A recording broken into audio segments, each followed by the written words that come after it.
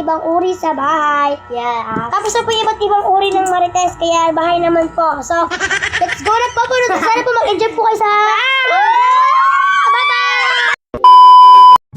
Number 1, nganga sa bahay dahil di makagala.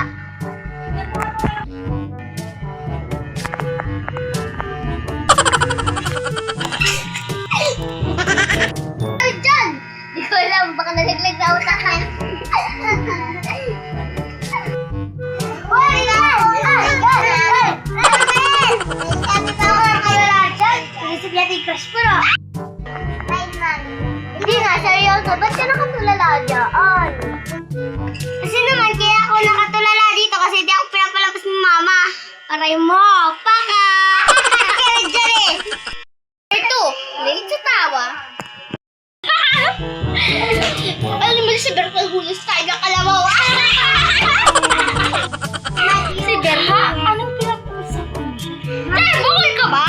Ano kasi ako pagkasabi ko, di mo pa narinig? Kasi si Berta, huwag tayo ng kalabaw.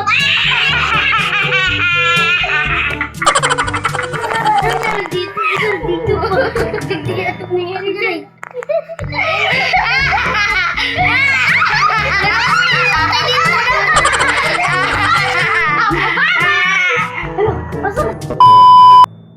Yung kapitbahay niyo na pagkamanang walang nakatira dahil sa sobrang tahimik.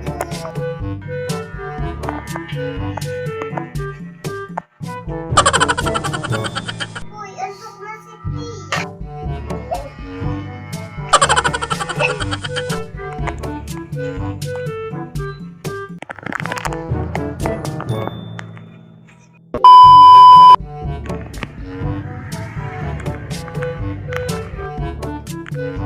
Ba't ang tahimik ng dito? Wala na dito natin. Pero nakapakasip pa.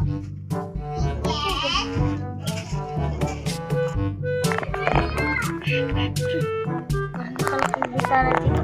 Pero ako dun.